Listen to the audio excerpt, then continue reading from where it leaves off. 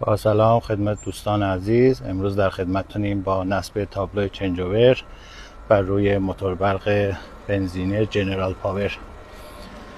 ساسات به صورت دستی هست که ساسات کش براش نصب کردیم تا این عمل رو به صورت اتوماتیک انجام بده. تابلومون رو ملاحظه می‌فرمایید که برق شهری وصله و ولتاژ و فرکانس برق شهری رو برامون نشون میده.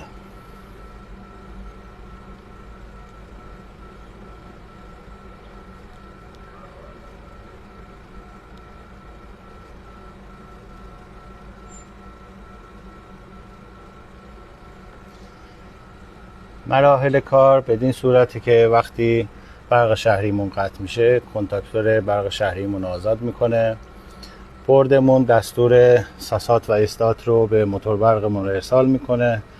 بعد از روشن شدن موتور برقمون و طی زمان پیش گرم کن کنتاکتور برق موتور برقمون وصل میکنه و مجموعمون رو برقدار میکنه. و بعد از وصل برق شهریمون کنتاکتور برق موتور برقمون قطع میکنه، کنتاکتور برق شهریمون وصل میشه و عمل خاموش کردن موتور برقمون به صورت اتوماتیک انجام میشه.